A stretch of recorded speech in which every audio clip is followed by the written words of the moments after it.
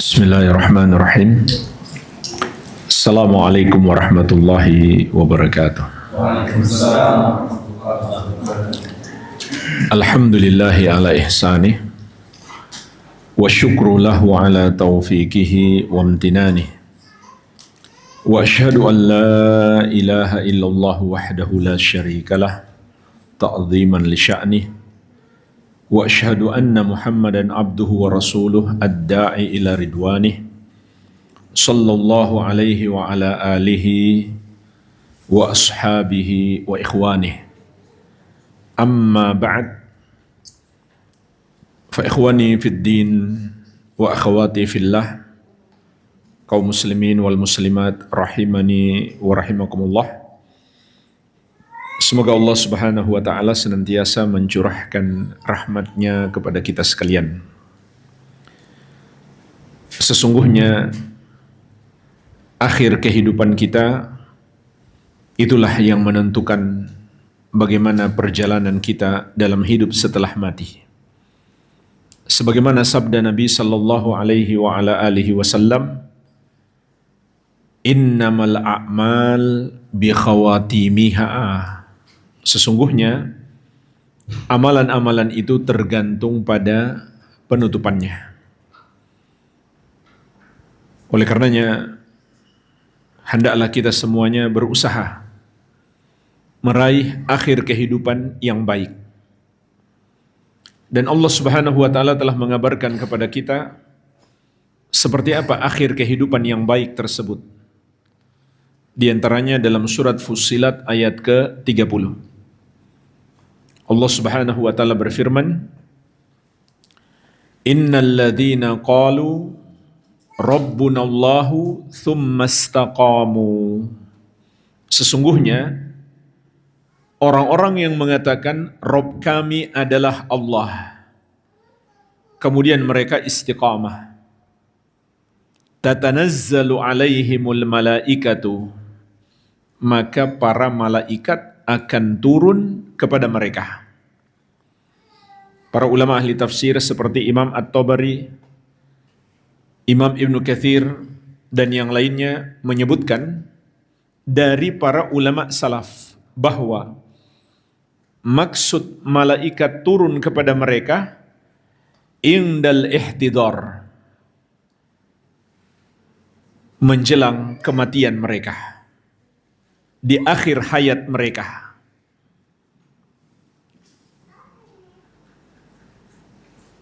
Apa yang dilakukan para malaikat tersebut? Dalam ayat ini disebutkan para malaikat itu menyampaikan kepada mereka 3 kalimat. Yang pertama, alla takhafu, kamu jangan takut. Para ulama ahli tafsir menjelaskan maksudnya adalah kamu sudah mendapatkan jaminan keamanan dari azab Allah. Jadi kamu tidak perlu takut lagi.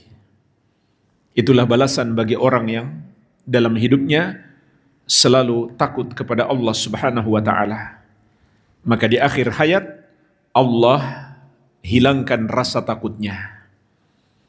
Dan di sini juga kita bisa memetik pelajaran, setiap orang tatkala berhadapan dengan kematian akan merasa gentar. Meskipun saat dia masih kuat dan sehat, dia berani mengatakan, saya enggak takut mati.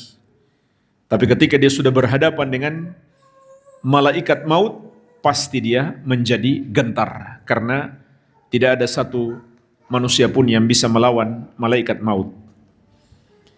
Kalimat yang kedua, wala tahzanu, para malaikat berkata, dan janganlah kamu bersedih hati. Para ulama ahli tafsir menerangkan, maksudnya adalah kamu tidak perlu khawatir dengan keluargamu dan hartamu yang akan kamu tinggalkan. Kenapa? Karena Allah Subhanahu wa ta'ala yang akan menjaga mereka. Di sini kita bisa memetik pelajaran, sesungguhnya penjagaan terbaik terhadap keluarga kita adalah kita meraih keutamaan yang ada di dalam ayat ini, agar Allah Subhanahu wa taala menjaga keluarga dan harta kita, yaitu menjadi orang-orang yang mengatakan Rabb kami adalah Allah, kemudian mereka istiqamah. Itulah penjagaan terbaik terhadap keluarga kita. Kalimat yang ketiga, wa abshiru bil jannati allati kuntum tu'adun, dan bergembiralah dengan surga yang telah dijanjikan kepadamu. Maka ketika itu orang tersebut hilang rasa takutnya, hilang pula kesedihannya, berganti dengan kegembiraan. Sehingga jamaah sekalian, sakitnya sakaratul maut seakan-akan terlupakan. Karena saking gembiranya dia.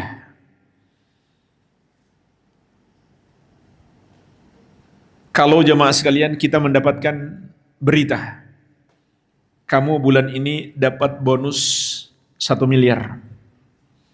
Bagaimana perasaan kita? Tentu sangat senang. Mungkin orang yang lagi sakit tiba-tiba sembuh. Karena saking senangnya.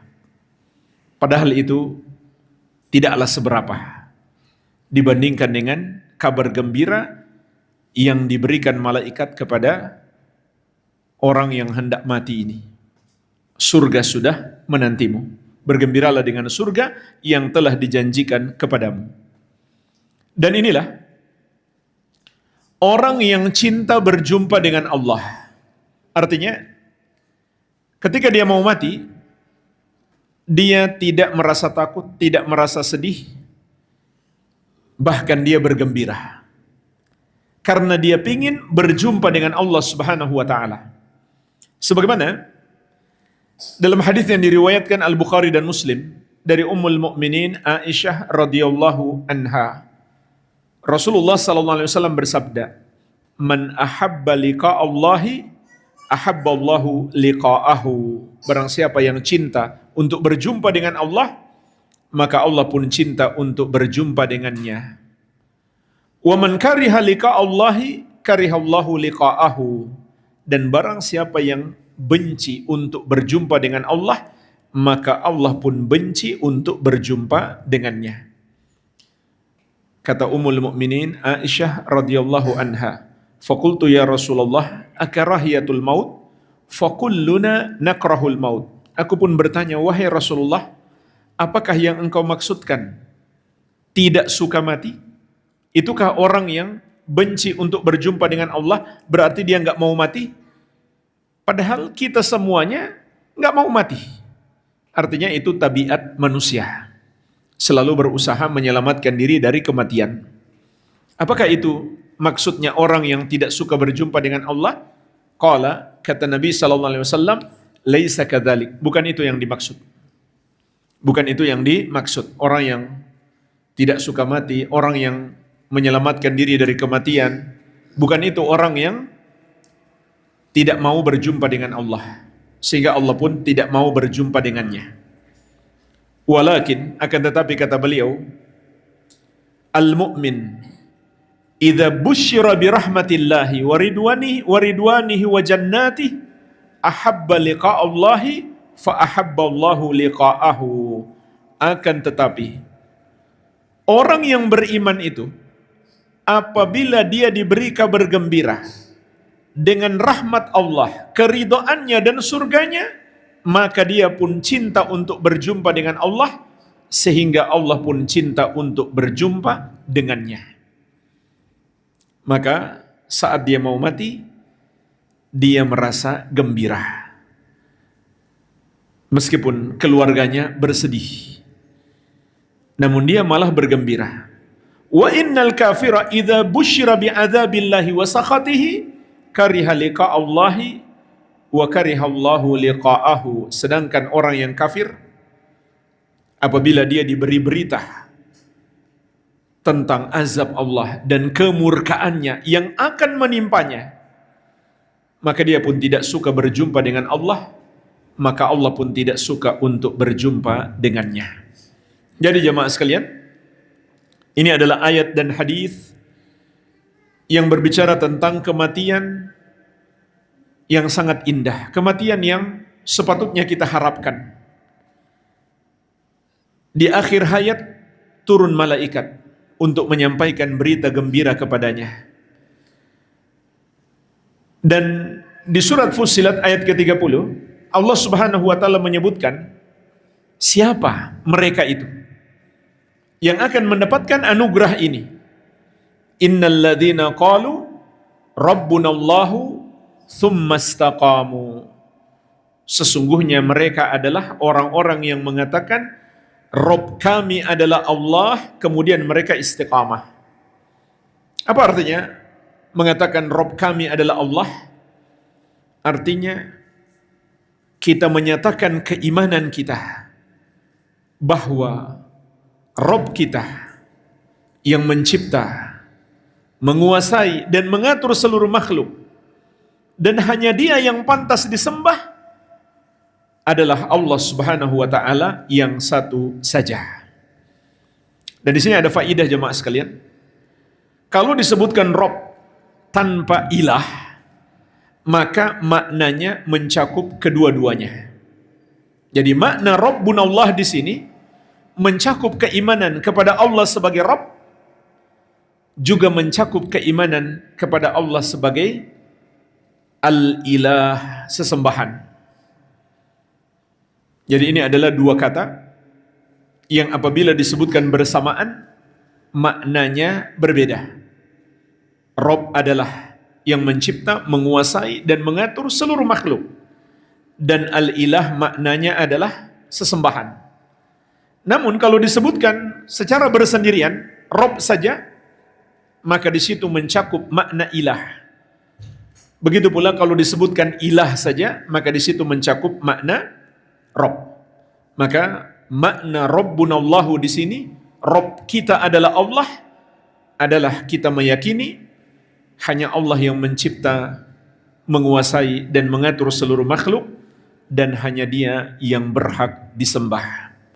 Maka tidak ada yang mencipta, menguasai dan mengatur seluruh makhluk selain Allah. Tidak ada pula yang berhak disembah selain Allah Subhanahu wa ta'ala. Tsumma istaqamu, kemudian mereka istiqamah. Apa makna istiqamah?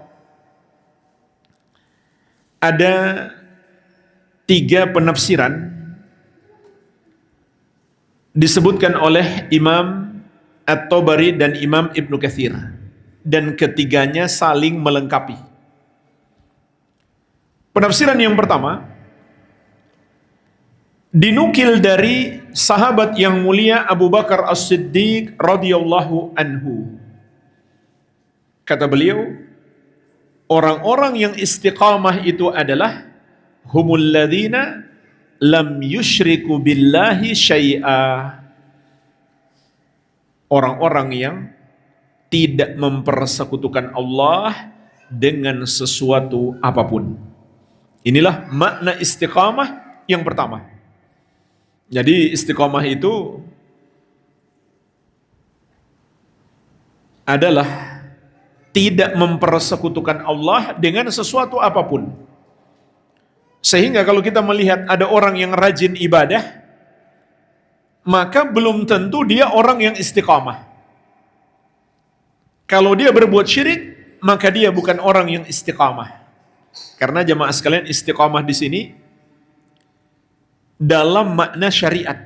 Sebab makna istiqamah dalam bahasa kita itu sudah bergeser. Itu sudah bergeser. Pernah saya ceramah di sebuah perusahaan. Sebelum ceramah, pimpinannya ngasih kata sambutan. Lalu beliau bilang begini, kita harus menjaga keistiqomahan kita dalam produktivitas perusahaan. Jadi itu yang dia bilang istiqomah, menjaga produktivitas perusahaan harus dipertahankan, harus istiqomah. Maka itu bukan makna istiqomah di dalam syariat. Yang pertama, dalam syariat yang dimaksud istiqamah adalah tidak berbuat syirik. Maka orang yang berbuat syirik bukan orang yang istiqamah. Bahkan dia adalah orang yang paling sesat. Wa may yusyrik billahi faqad dhalla dhalalan ba'ida. Allah Subhanahu wa taala berfirman, barang siapa yang mempersekutukan Allah, maka sungguh dia telah tersesat dengan kesesatan yang jauh. Bahkan Allah Subhanahu wa taala juga berfirman, "Wa man adallu mimman yad'u min dunillah." Dan siapakah yang lebih sesat daripada orang yang menyembah kepada selain Allah Subhanahu wa taala, atau orang yang berbuat syirik. Orang yang istiqamah berarti orang yang berjalan di atas jalan yang lurus. Apabila dia berbuat syirik, maka dia adalah orang yang paling sesat. Makna yang kedua juga disebutkan oleh Imam At-Tabari dalam tafsir beliau dari sahabat yang mulia Umar bin Khattab radhiyallahu anhu. Beliau mengatakan, istaqamu wallahi bi ta'atihi. Orang-orang yang istiqamah demi Allah adalah dengan menaatinya. Jadi ini penafsiran yang lebih umum. Istiqamah itu artinya taat kepada Allah. Taat kepada Allah berarti menjalankan perintah Allah dan menjauhi larangannya. Maka itulah orang yang istiqamah. Apakah orang yang istiqamah kalau begitu menjadi orang suci yang tidak pernah terjerumus dosa? Jawabannya tentu tidak. Karena yang maksum hanyalah para nabi dan rasul alaihi wassalatu wassalam. Tetapi orang yang istiqamah itu apabila dia terjerumus dosa, maka dia segera bertobat. Sebagaimana Allah sebutkan tentang sifat orang-orang yang bertakwa, walladzina idza fa'alu fahishatan aw zalamu anfusahum dzakarullah fastaghfaru lidzunubihim wa may yaghfiru dzunuba illallah wa lam yusirru ala ma fa'alu wa hum ya'lamun. Orang-orang yang bertakwa itu apabila mereka melakukan perbuatan keji atau menzolimi diri-diri mereka sendiri, maka mereka segera ingat Allah. Kemudian mereka memohon ampun atas dosa-dosa mereka. Dan siapakah yang dapat mengampuni dosa selain Allah? Dan mereka tidak terus-menerus melakukan dosa itu dalam keadaan mereka sudah mengetahui. Jadi mungkin saja orang yang istiqamah terjerumus dosa, tapi dia tidak lakukan terus-menerus. Dia segera bertobat. Makna yang ketiga disimpulkan oleh Imam Ibnu Katsir rahimahullah dalam tafsir beliau. Yang dimaksud dengan orang-orang yang istiqamah, orang-orang yang mengatakan Rabb kami adalah Allah, kemudian mereka istiqamah. Kata beliau, akhlasul amalillah wa amilu bi ta'atillahi ta'ala ala ma syara'allahu lahum.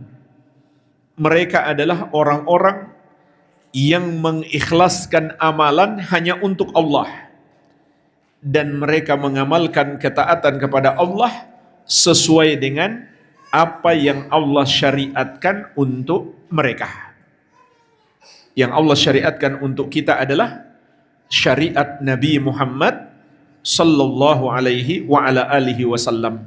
Berarti orang yang istiqamah adalah yang beribadah dengan ikhlas sesuai petunjuk Rasulullah sallallahu alaihi wa ala alihi wasallam. Ini kesimpulan yang diberikan oleh Imam Ibnu Katsir rahimahullahu taala. Itulah orang yang istiqamah. Inilah jamaah sekalian, 3 cakupan makna istiqamah yang kalau kita pertahankan sampai akhir hayat kita, maka kita akan meraih husnul khatimah. Malaikat akan turun kepada kita dan menyampaikan 3 kalimat sebagaimana telah kita sebutkan tadi dalam surat Fussilat ayat ke-30. Sebagai penutup, kita sebutkan hadis tentang keadaan ruh menjelang wafatnya, ruhnya orang yang beriman. Hadis yang panjang diriwayatkan Imam Ahmad dan Abu Daud dari sahabat yang mulia Al-Barra bin Azib radhiyallahu anhu. Rasulullah sallallahu alaihi wasallam bersabda, "Innal abdal mu'min idza kana fi inqita'in minad dunya wa iqbalin minal akhirah nazala ilaihi malaikatun minas sama." Sesungguhnya hamba yang beriman itu apabila di penghujung kehidupannya di dunia dan di pintu gerbang memasuki kehidupan akhirat, para malaikat akan turun kepadanya. Bidul wujuh, wajah-wajah mereka putih. Ka'anna wujuhahumu syams, seakan-akan wajah-wajah mereka adalah mentari yang bersinar cerah. Ma'ahum kafanun min akfanil jannah, mereka membawa kain kafan dari surga. Wa hanutun min hanutil jannah, dan aroma harum dari surga. Hatta yajlisu minhu maddal basar, sampai mereka duduk di hadapannya sejauh matanya memandang. Jadi hadis ini lebih merinci lagi bagaimana peristiwa menjelang wafatnya orang yang beriman. Dia akan didatangi sekumpulan malaikat yang wajah mereka putih, bersinar cerah, membawa kain kafan dari surga dan aroma harum dari surga. Thumma yaji'u malakul maut, baru kemudian datang malaikat maut. Hatta yajlisa inda ra'sih, sampai beliau duduk di dekat kepalanya. Fayaqul, seraya berkata, ayyatuhan nafsu thayyibah, ukhruji ila maghfirati minallahi wa ridwanin. Wahai jiwa yang baik, keluarlah menuju kepada ampunan dari Allah dan keridhaannya. Qala, kata Nabi sallallahu alaihi wasallam, fatakhruju tasilu kama tasilul qatratu min fiyyis saqa. Ruhnya pun keluar mengalir seperti tetesan air dari mulut bejana. Artinya sangat lancar, mudah. Bukan berarti tidak sakit, tetapi Allah berikan kemudahan. Fayakhudhuha, malaikat maut pun menggenggam ruhnya.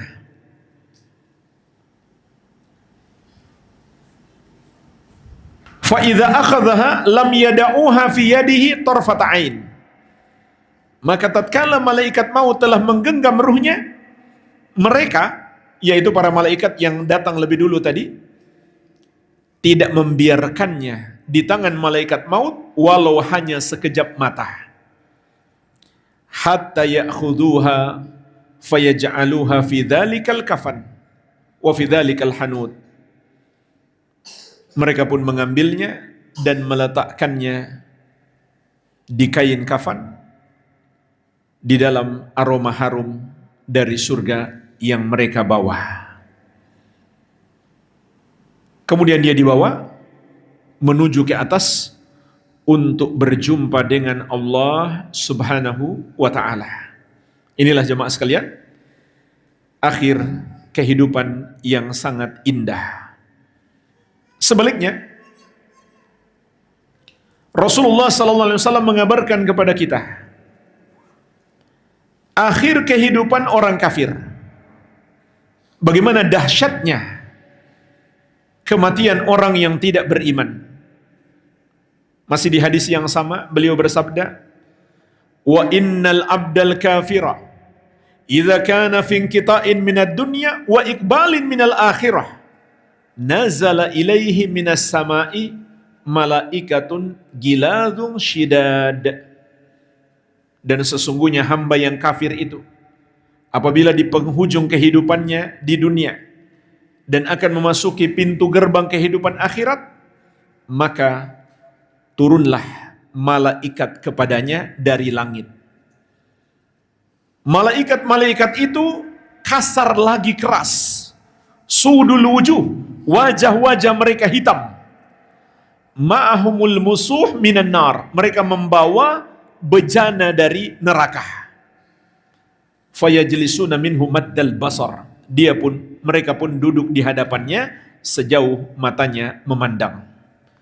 Summa yaji'u malakul maut hatta yajlisa inda ra'si, kemudian barulah datang malaikat maut lalu duduk di dekat kepalanya. Fayaqul, seraya berkata, ayyatuhan nafsul khabithah ukhruji ila sakhati minallahi wa ghadabin, wahai jiwa yang buruk, keluarlah menuju kepada kemurkaan Allah dan kemarahannya.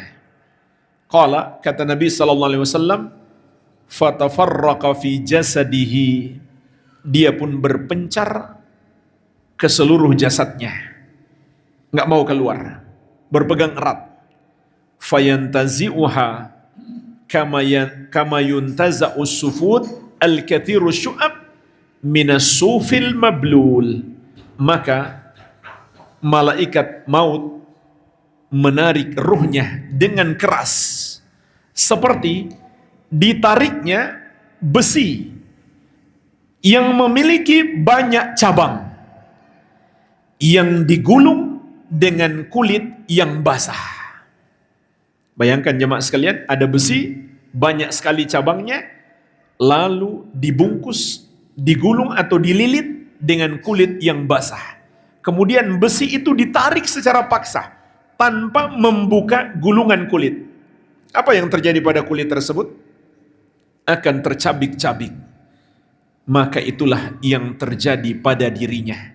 Kata Nabi SAW, fatuqatta'u ma'aha al-uruqu wal asab, maka ketika ditarik ruhnya terputus-putuslah urat-uratnya dan persendian-persendiannya. Fayakhudhuha, malaikat maut pun menggenggam ruhnya. Fa idza akhadhaha lam yada'uha fi yadihi tarfata ain, maka apabila malaikat maut telah menggenggam ruhnya, mereka malaikat yang datang sebelumnya tidak membiarkan ruhnya di tangan malaikat maut walau hanya sekejap mata, hatta yaj'aluha fi tilkal musuh, mereka pun meletakkan ruhnya di dalam bejana yang mereka bawa dari neraka.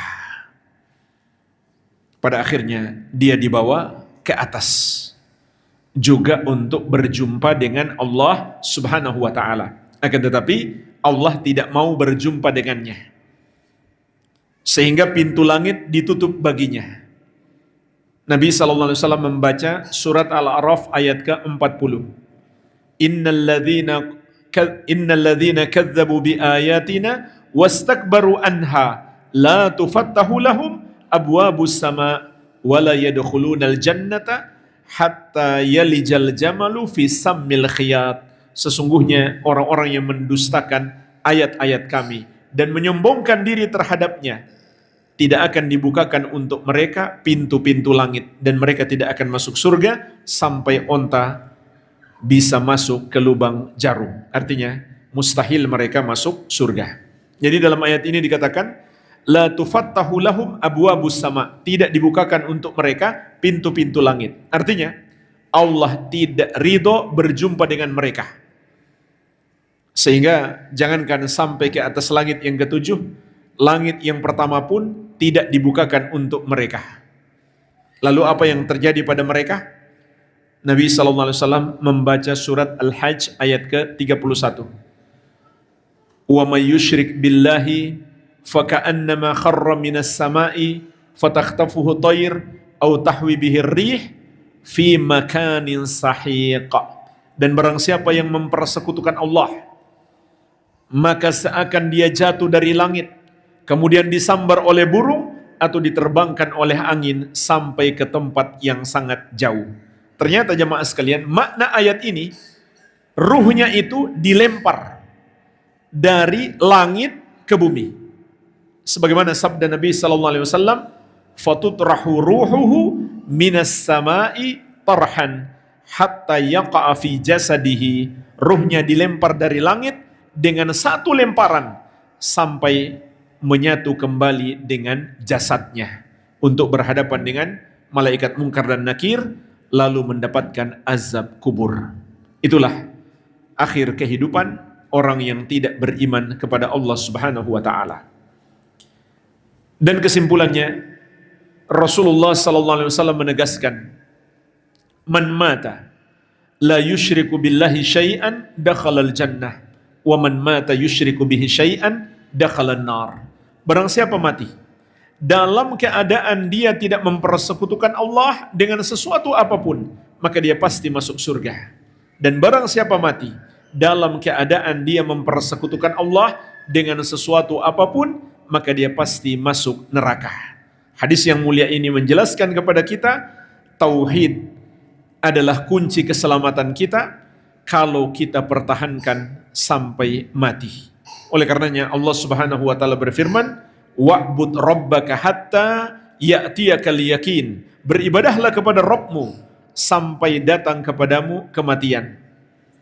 Juga firman Allah Subhanahu wa taala, "Fala tamutunna illa wa antum muslimun." Jangan sekali-kali kamu mati kecuali kamu sebagai muslimun, orang-orang Islam. Artinya orang-orang yang menyembah hanya kepada Allah dan mengamalkan syariat yang Allah turunkan kepada Rasulnya.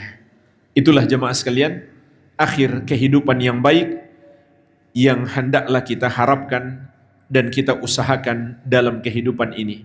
Semoga Allah Subhanahu wa taala menganugerahkan kepada kita husnul khatimah. Mungkin ini yang bisa kita bahas. Barangkali ada sedikit tanya jawab, saya persilakan. Assalamualaikum warahmatullahi wabarakatuh. Waalaikumsalam. Ini saya ingin menanyakan Ustaz.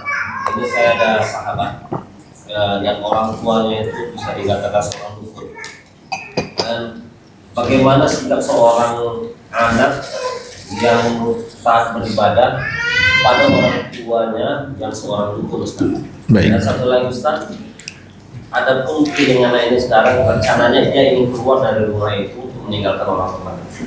Assalamualaikum warahmatullahi wabarakatuh. Assalamualaikum warahmatullahi wabarakatuh.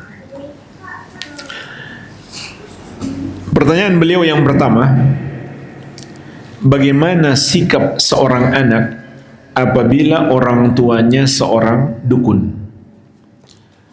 Maka wajib bagi si anak untuk mendakwahi orang tuanya. Dan itulah bakti anak terbesar terhadap orang tuanya.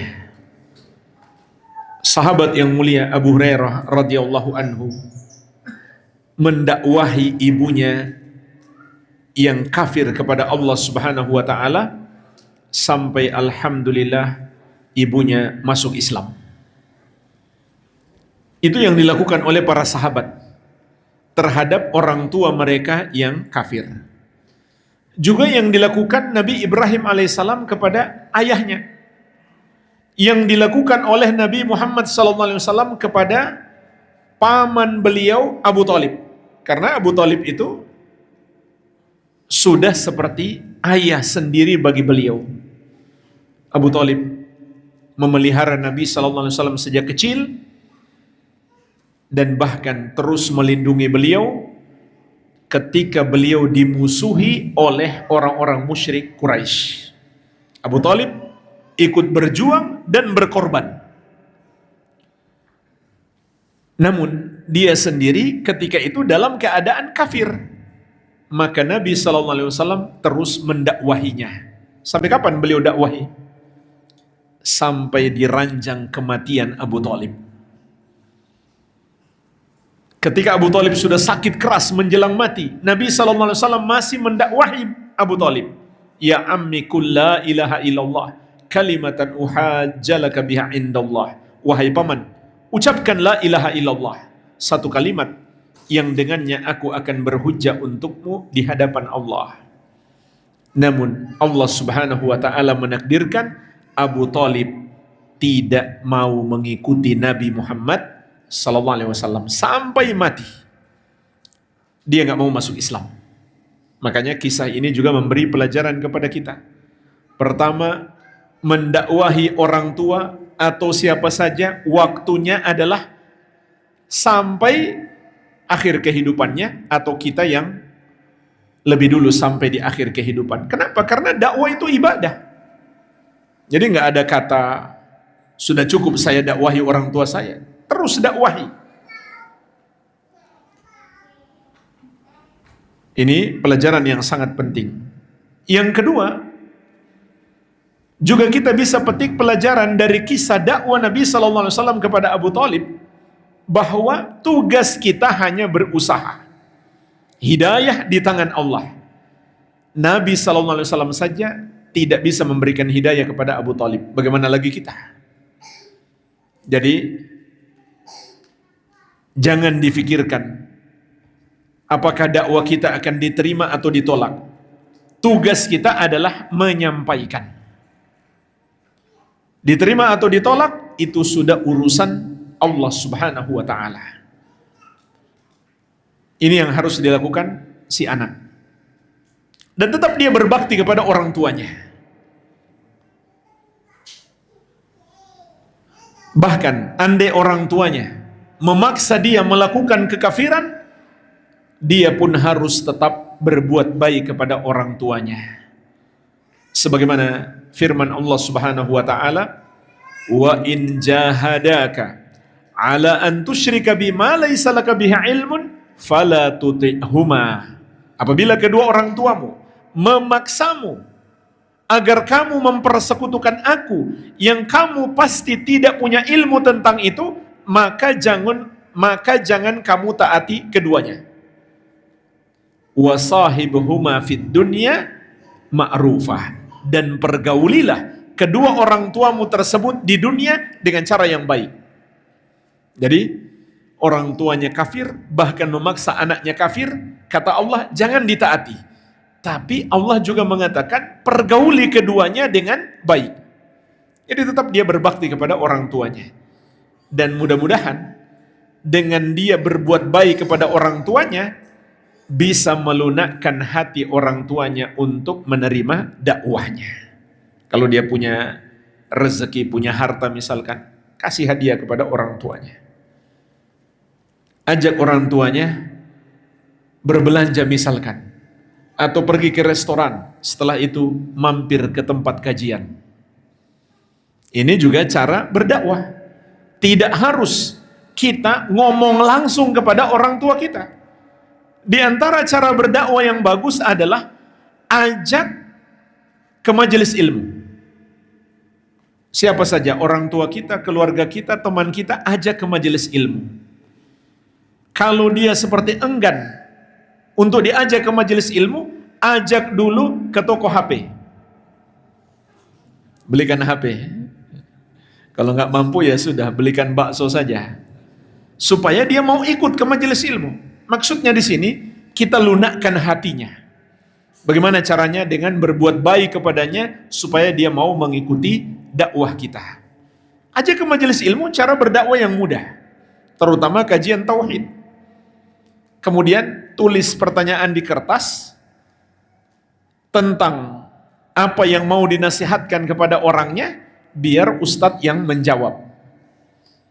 Ini cara menasihati yang sangat bagus meskipun tidak secara langsung. Ini yang harus dilakukan si anak. Pertanyaan yang kedua, bolehkah si anak keluar dari rumah karena orang tuanya berprofesi sebagai dukun? Kalau dia keluar dan dia sudah nggak bisa berdakwah, siapa yang mau lanjutkan dakwahnya? Khawatirnya dia keluar, orang tuanya marah dan nggak mau lagi mendengar dakwahnya. Jadi pada dasarnya dia punya kewajiban untuk tetap tinggal di rumah demi mendakwahi orang tuanya. Dan itu lebih mudah bagi dia daripada dia tinggal di luar rumah. Kecuali dalam kondisi dia takut apabila dia tidak keluar dari rumah itu, dia akan terpengaruh, ikut berbuat syirik. Maka saat itu dia harus meninggalkan rumah itu. Meskipun mungkin meninggalkan sementara waktu. Kemana dia pergi? Ke pondok pesantren misalkan. Belajar, mendalami ilmu agama, agar dia kembali pulang dan punya bekal ilmu yang mendalam untuk menasihati orang tuanya. Barangkali seperti itu, wallahu alam. Silakan. Fadhal. Waalaikumsalam. Yang saya tanyakan Ustaz, apakah setiap seorang hamba ketika dia di akhir hidupnya mengucapkan kalimat la ilaha illallah, atau malah sebaliknya, apakah setiap seseorang itu meninggal dia tidak bisa mengucapkan kalimat la ilaha illallah, apakah dia dalam keadaan mati yang buruk? Baik. Jawabannya, mengucapkan la ilaha illallah di akhir hayat adalah salah satu tanda husnul khatimah. Tapi bukan bermakna orang yang tidak mengucapkan la ilaha illallah sudah pasti su'ul khatimah. Mungkin ada orang yang sholat dalam keadaan sedang membaca surat Al-Fatihah. Di situ nggak ada lafaz la ilaha illallah. Kemudian dia wafat. Maka itu adalah husnul khatimah, salah satu yang terbaik. Ada pula yang wafat ketika sujud saat dia membaca subhana rabbiyal a'la. Kemudian dia wafat. Dia tidak mengucapkan la ilaha illallah, tapi tidak diragukan lagi yang dia alami adalah salah satu husnul khatimah yang terbaik. Jadi tidak mesti husnul khatimah harus mengucapkan la ilaha illallah, tapi bisa jadi dengan ucapan yang lain. Yang kedua, apakah yang mengucapkan la ilaha illallah sudah pasti husnul khatimah? Kita nggak bisa memastikan, kita hanya bisa berharap-harap cemas. Kita nggak bisa memastikan, kita hanya bisa berharap-harap cemas. Semoga itu termasuk husnul khatimah baginya. Wallahu alam. Ucapan Nabi SAW, "Man kana akhiru kalamihi la ilaha illallah dakhalal jannah." Barang siapa yang akhir ucapannya la ilaha illallah, dia pasti masuk surga. Itu bersifat umum. Adapun menghukumi person tertentu, nggak bisa dengan menggunakan dalil umum.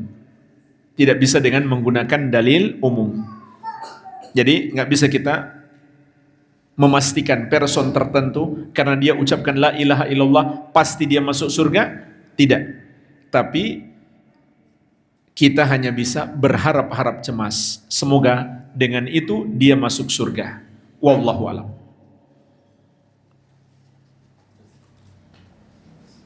Silakan. Waalaikumsalam. Bagaimana sejarah perkembangan hadis-hadis Nabi Muhammad SAW dari masa ke masa? Secara ringkas, sejarah perkembangan hadis Nabi SAW yang pertama sekali hanya dihafalkan oleh para sahabat. Ada yang menulis tapi tidak ada catatan yang ditemukan yang ditulis oleh sahabat. Sahabat yang menulis disebutkan dalam riwayat di antaranya Abdullah bin Amr bin Al-As radhiyallahu anhumah. Cuma saya tidak mendengar ada manuskripnya atau bukunya yang sudah tercetak. Jadi ketika itu kebanyakan sahabat menghafal. dan Allah karuniakan kepada mereka hafalan yang kuat. Terutama sahabat yang mulia Abu Hurairah radhiyallahu anhu, yang Nabi sallallahu alaihi wasallam pernah mendoakan khusus agar Allah memberikan kepadanya hafalan yang kuat. Abu Hurairah pernah didoakan secara khusus oleh Rasulullah sallallahu alaihi wasallam agar hafalannya kuat. Dan di masa tersebut orang tidak bertanya, hadis ini kamu dapat dari mana? Rawinya siapa? Kenapa? Ketika itu yang hidup hanyalah para sahabat Nabi sallallahu alaihi wasallam dan mereka orang-orang terpercaya yang direkomendasi oleh Allah dan Rasulnya. Jadi nggak perlu diragukan lagi. Yang merekomendasi para sahabat sebagai orang-orang yang paling amanah, paling jujur, paling terpercaya adalah nas, dalil, sehingga mereka tidak diragukan lagi. Di antaranya Allah Subhanahu wa taala menegaskan tentang para sahabat radhiyallahu anhum wa radu'an. Allah meridhoi mereka dan mereka pun ridho kepada Allah. Nabi sallallahu alaihi wasallam bersabda, khairun nasi qarni, sebaik-baik manusia adalah generasiku. Jadi para sahabat itu nggak perlu diteliti lagi soal kejujurannya. Nah, kapan mulai ada penelitian siapa rawinya? Kata para ulama dahulu, setelah terjadi fitnah. Falamma waqa'atil fitnah qalu sammu lana rijalakum.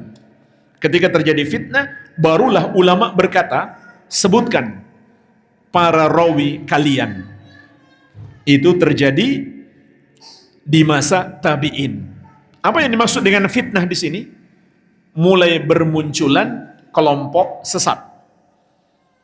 Maka dari situlah mulai diteliti. Dari mana hadis kamu dapatkan?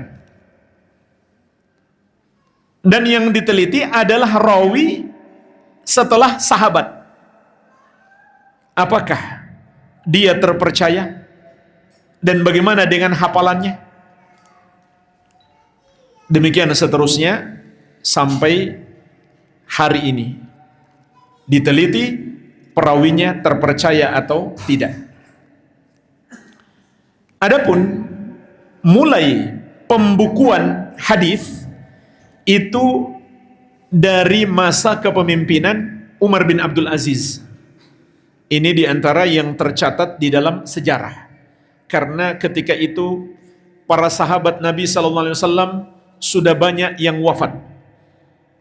Maka Umar bin Abdul Aziz memerintahkan untuk mulai membukukan hadis-hadis Nabi sallallahu alaihi wasallam dan terus dibukukan dari masa ke masa sampailah di masa-masa pembukuan yang terbaik di masa Imam Bukhari, Muslim, Abu Dawud, Tirmidzi, Ibnu Majah, Nasa'i, sehingga hari ini kita mengenal adanya Kutubus Sittah. Dan ulama Islam sepakat, tidak ada perbedaan pendapat. Kitab Sahih Al-Bukhari dan Muslim adalah yang paling sahih. Sehingga hari ini memudahkan kita untuk belajar dengan adanya pembukuan ilmu hadis tersebut. Pembukuan hadis-hadis Nabi Muhammad sallallahu alaihi wasallam. Barangkali itu secara global. Kalau rinciannya tentu membutuhkan penjelasan yang lebih detail dan referensi-referensi yang lebih banyak. Itu secara global perkembangan hadis Nabi sallallahu alaihi wasallam sehingga sampai kepada kita. Yang jelas, satu yang harus kita yakini, Allah Subhanahu wa taala akan menjaga agama ini sehingga sebagaimana Al-Qur'an yang asli akan selalu terjaga, begitu pula hadis yang asli akan selalu terjaga dan yang palsu pasti akan ketahuan. Jadi ulama mengatakan makna firman Allah Subhanahu wa taala, "Inna nahnu nazzalna dzikra wa inna lahu lahafizun." Sesungguhnya kamilah yang menurunkan az-zikir dan kamilah yang akan menjaganya. Maka makna az-zikir di sini mencakup Al-Qur'an dan sunnah dan hadis, bukan Al-Qur'an saja, tapi mencakup Al-Qur'an dan hadis. Jadi kita nggak perlu khawatir, sudah berlalu masa yang panjang, apakah hadis masih asli? Jangan khawatir.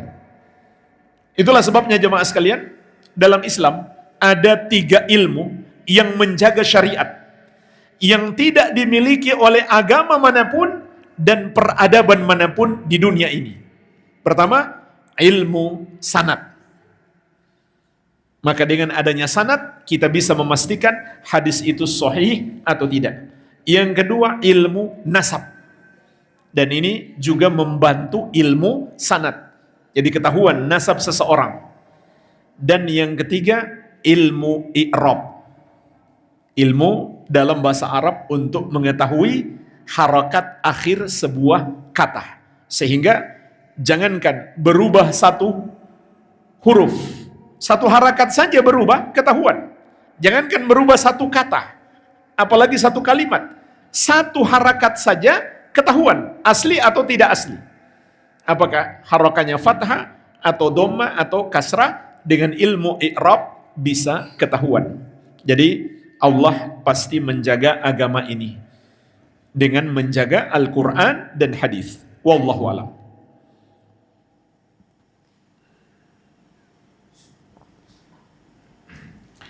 Sebagai ibu rumah tangga, apakah aktivitas sehari-hari bisa menjadi amal akhir kehidupan, dan bagaimana menjaga hati agar tetap ikhlas sampai akhir hayat?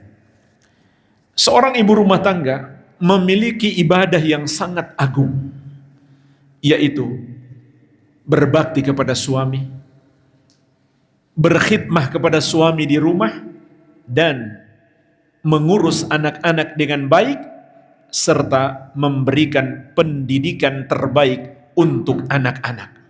Ini amal soleh yang luar biasa. Bahkan di pundak para wanita masa depan Islam. Kalau anak-anak tidak dididik dengan baik, diserahkan kepada pembantu misalkan, sementara ibunya nggak tahu sibuk kemana, maka itulah gambaran masa depan Islam. Masa depan Islam tergantung pada pendidikan anak-anak yang dilakukan oleh para ibu hari ini.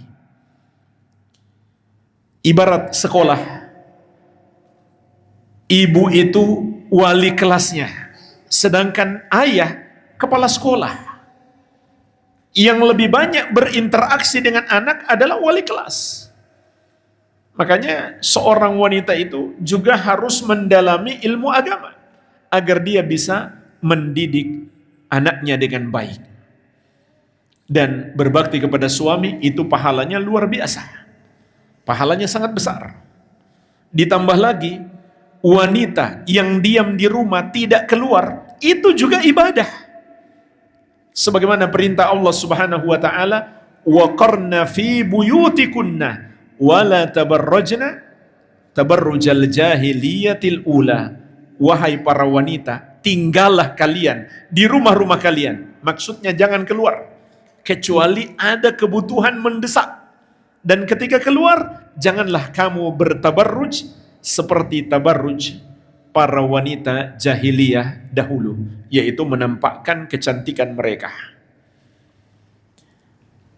Jadi ibu rumah tangga itu luar biasa pahalanya.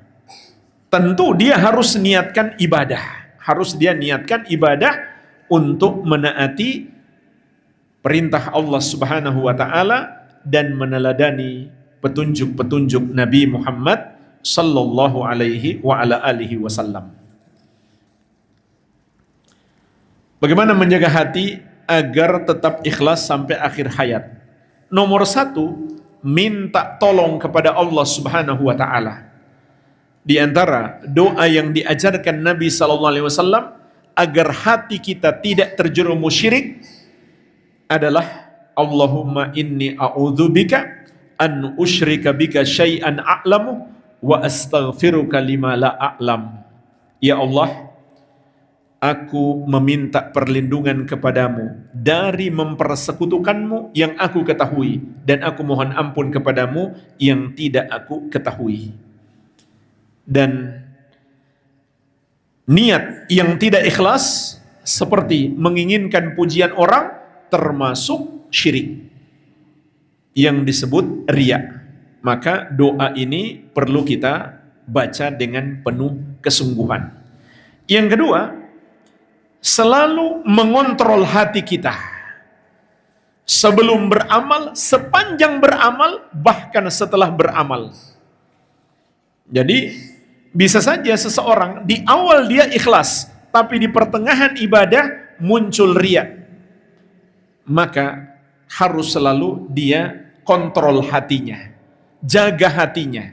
Dan kapan saja dia dapati hatinya mulai melenceng, luruskan kembali.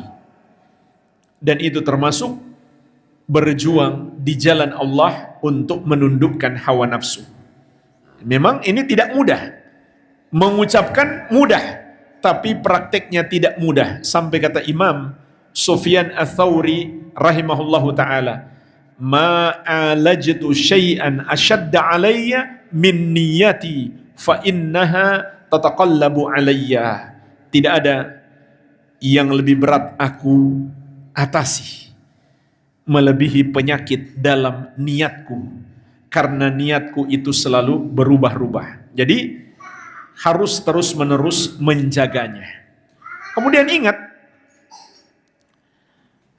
ibadah kalau tidak ikhlas nggak ada gunanya, nggak akan diterima oleh Allah Subhanahu wa ta'ala. Hadirkan itu selalu dalam hati kita agar kita selalu ikhlas.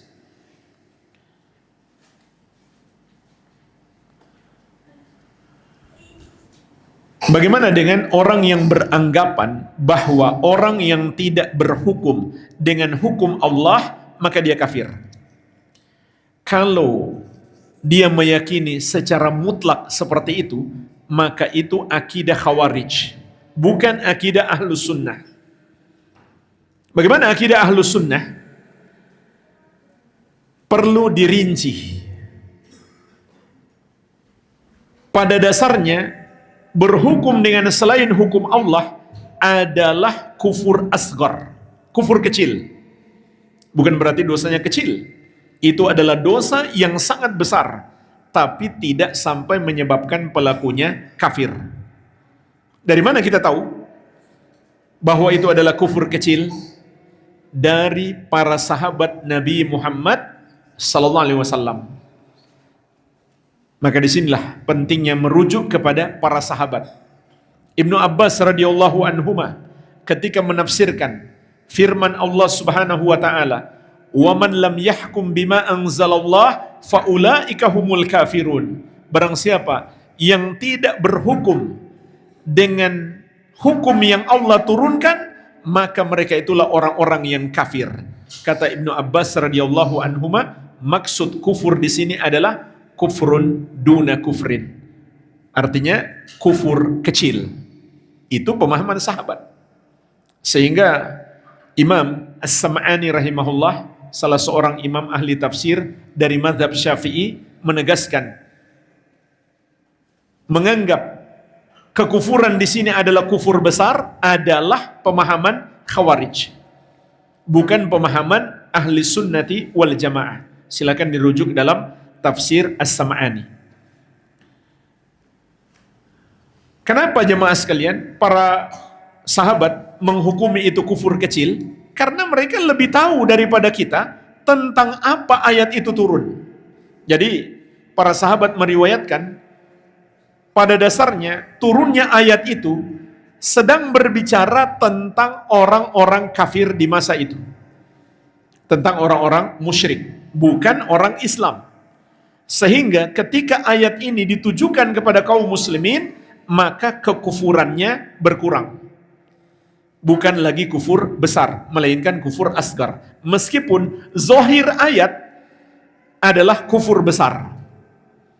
Maka disinilah pentingnya kita merujuk kepada pemahaman para sahabat. Ulama ahli sunnah juga menerangkan berhukum dengan selain hukum Allah bisa menjadi kufur besar dalam satu dari tiga keadaan. Dalam satu dari tiga keadaan.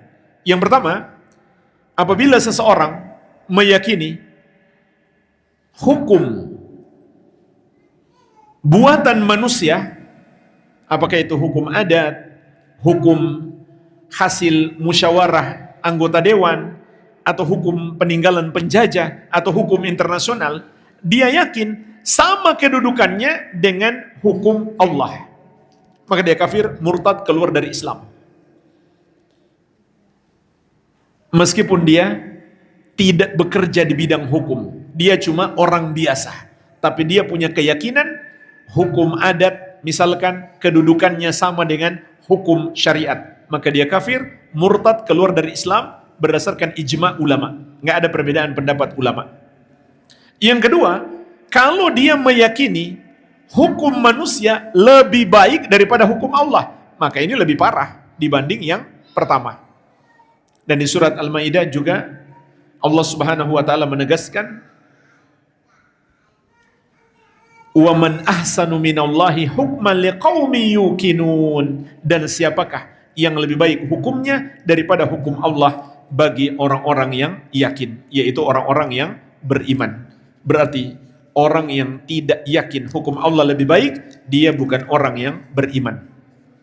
Yang ketiga, menjadi kufur besar apabila dia menghalalkan yang diharamkan oleh syariat atau mengharamkan yang dihalalkan oleh syariat. Contoh, menghalalkan khamar, maka ini adalah kufur besar. Kalau dia mengatakan khamar halal, haram cuma di Arab misalkan, kalau di kampung saya halal, maka itu membatalkan keislamannya. Ini rincian tentang orang yang berhukum dengan selain hukum Allah menurut para ulama ahli sunnati wal jamaah.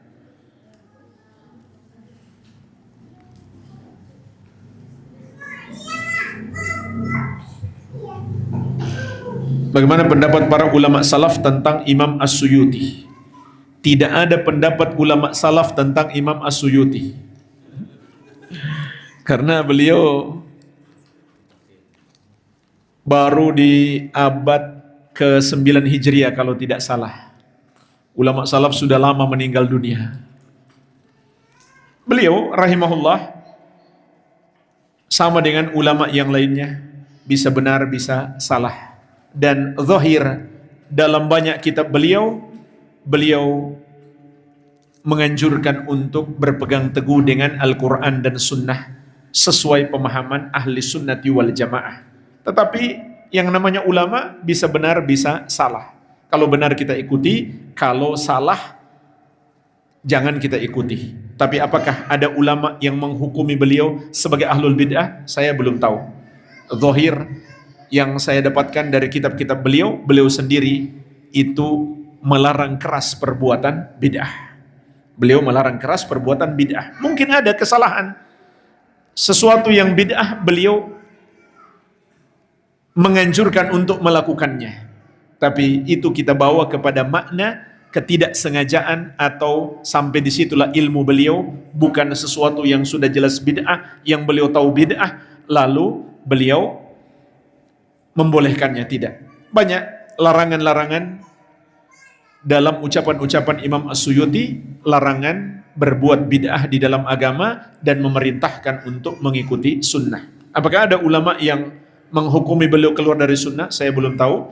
Wallahu a'lam. Semoga bermanfaat. Lebih dan kurangnya saya mohon maaf. Wabillahi taufik. Subhanakallahumma wa bihamdik, asyhadu an la ilaha illa anta, astaghfiruka wa atubu ilaik. Sallallahu ala nabiyina Muhammadin wa alihi wasallam. Walhamdulillahi rabbil alamin. Wassalamualaikum warahmatullahi wabarakatuh.